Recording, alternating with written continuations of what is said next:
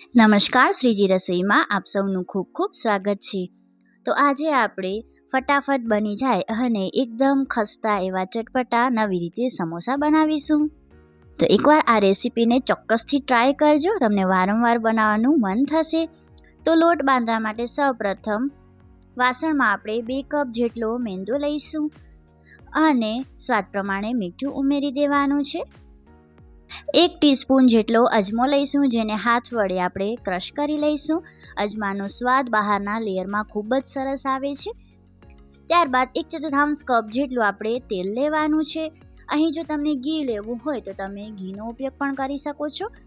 તો મોણ જે છે આપણે મુઠ્ઠી બંધાય એવું વધારે ઉમેરવાનું છે। આગળ પડતું મોણ હોય છે, દરેક વખતે સમોસાનો લોટ બાંધીએ ત્યારે એ વાતનું ખાસ ધ્યાન રાખવાનું, અદરવાઇઝ સમોસાનો પડ જે છે એ ખસ્તા નહીં બને।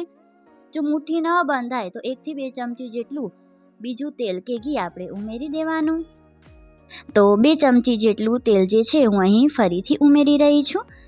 તો મોણને જે છે આપણે લોટ સાથે એકદમ સરસ મિક્સ કરી લેવાનું। લોટ બાંધવાની પાણી ઉમેરવાની બિલકુલ પણ ઉતાવળ નહીં કરવાની। મોણને લોટ સાથે પ્રોપર મિક્સ કરવાનું, એકદમ મુઠ્ઠી બંધાઈ જાય સરસ એટલું મોણ ઉમેરવાનું છે। તો તમે જોઈ શકો છો આપણે મોણ જે છે એકદમ બરોબર ઉમેરી દીધું। હવે આપણે અહીં પાણીની મદદથી સખત લોટ બાંધવાનો છે। તો લોટ જે છે એ નરમ નહીં બાંધવાનો। જો લોટ જે છે આપણે નરમ બાંધીશું તો સમોસા તળવામાં જે છે વધારે સમય લાગશે અને તેલ પણ જે છે વધારે પીશે। પણ 1 ટીસ્પૂન જેટલું તેલ ફરી લઈ અને લોટને આપણે કેળવી લેવાનું છે। તો કવર કરીને 5 થી 10 મિનિટ જેવું આપણે લોટને રેસ્ટ આપી દઈશું। તો લોટ સરસ સેટ થાય ત્યાં સુધી આપણે સમોસા માટેની અંદરની ફિલિંગ જે છે એ રેડી કરી લઈએ। જેના માટે એક કઢાઈમાં 1 ચમચી જેટલું તેલ લેવાનું છે। આગળ પડતું તેલ નથી ઉમેરવાનું। તેલ ગરમ થાય એટલે 1 ટીસ્પૂન જેટલું જીરું ઉમેરી દઈશું।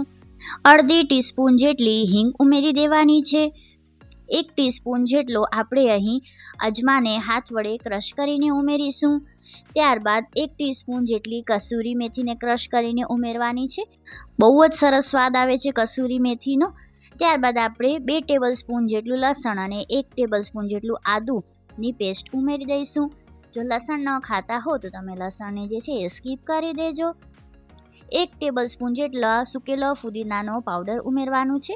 જો તમારી પાસે તાજો ફુદીનો હોય તો તમે ઝીણું તાજો ફુદીનો સુધારીને ઉમેરી શકો છો, બહુ જ સરસ ફ્લેવર આવે છે।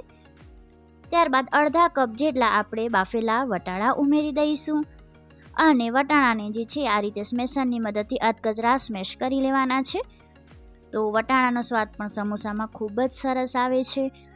ત્યારબાદ અડધા કપ જેટલી ઝીણી સુધારેલી સરસ ક્લીન કરેલી કોથમીર ઉમેરી દઈશું અને કોથમીરને પણ આપણે થોડીક સાંતળી લેવાની છે। ત્યારબાદ 1 ટેબલસ્પૂન જેટલું ધાણા જીરું પાવડર ઉમેરીશું અને બધાને સરસ આપણે કૂક કરી લેવાનું છે। હવે આ ગેસની આંચ આપણે બંધ કરી દઈશું અને ફિલિંગને જે છે એ સ્મેશ કરેલા આલુ સાથે મિક્સ કરી દેવાનું છે। તો અહીં 4 કપ જેટલા સ્મેશ કરેલા બટાકા લીધેલા છે બાફેલા, બધું જ સરસ મિક્સ કરી દઈશું। હજી આપણે બીજા મસાલા ઉમેરીશું। આ સ્ટફિંગ જે છે ખૂબ જ ટેસ્ટી લાગે છે, એકવાર તમે આ રીતે બનાવી જોજો। ચપટીક જેટલો જ ગરમ મસાલો ઉમેરીશું। કેટલું તીખું ખાવ છો એ પ્રમાણે લાલ મરચું પાવડર અથવા તો તીખા લીલા મરચાંની પેસ્ટ ઉમેરવી હોય તો એ પણ ઉમેરી શકાય। 1 ટીસ્પૂન જેટલી સંચળ અને 1 ટેબલસ્પૂન જેટલો આમચૂર પાવડર। લીંબુના રસની જગ્યાએ આમચૂર પાવડરનો જ ઉપયોગ કરવાનો। સ્વાદ પ્રમાણે કરતાં થોડુંક ઓછું મીઠું, કારણ કે આપણે અહીં સંચળ પણ ઉમેરેલી છે। તો બધું જ સરસ આપણે મિક્સ કરી લેવાનું છે। તમને જો સમોસા ન બનાવવા હોય તો આ ફિલિંગ સાથે તમે આલુ પરેઠા બનાવશો ને તો પણ ખૂબ જ ટેસ્ટી લાગશે। ક્યારેક તળેલું ખાવાની ઈચ્છા ન હોય પણ કંઈક ચટપટું ખાવું હોય તો આ રીતે આલુ પરેઠાની ફિલિંગ એકવાર બનાવી જોજો, ખૂબ જ ટેસ્ટી લાગે છે। તો સ્ટફિંગ જે છે આપણી રેડી થઈ ગઈ છે અને લોટ પણ સરસ સેટ થઈ ગયો છે। હળવું એવું લોટને જે છે આપણે કેળવી લઈશું અને એક મોટી રોટલી વણાય એટલો ઘોયણો જે છે આપણે રેડી કરવાનો। તમને આજની આ રેસીપી કેવી લાગી રહી છે એ કમેન્ટ બોક્સમાં ચોક્કસથી જણાવજો। રેસીપી ગમતી હોય તો વિડીયોને લાઇક કરજો, ચેનલને સબસ્ક્રાઈબ કરજો અને બાજુમાં આપેલું બેલનું બટન જરૂરથી પ્રેસ કરજો, જેથી કરીને આવી જ રેસીપીના નોટિફિકેશન્સ તમને સમયસર મળતા રહે। તો સૂકા લોટનો ઉપયોગ નથી કરવાનો, પાટલા ઉપર કે વેલણ ઉપર અથવા તો ઘોયણા ઉપર આપણે થોડુંક તેલ લગાવી લેવાનું જો વણવામાં તકલીફ પડતી હોય, અને એક ઝીણી આપણે મોટી રોટલી જે છે એ રેડી કરી લેવાની છે. હવે જે સાઇઝમાં તમે મોટી રોટલી વણી હોય એ સાઇઝમાં કટ લગાવવાના. અહીં હું જે છે એ 3 કટ લગાવી રહી છું, જેથી કરીને આપણે અહીં 4 સમોસા રેડી કરી શકશું. હવે આલુની સ્ટફિંગને આ રીતે સિલિન્ડર શેપમાં રોલ કરી લેવાની અને 2-3 સેન્ટીમીટર જેટલું આપણે દૂર રાખીશું રોટલીથી, જેથી કરીને આપણે સરસ રોલ કરી શકીએ. અને આ રીતે પાણી અપ્લાય કરી લેવાનું અને સમોસાના રોલ વાળી લેવાના.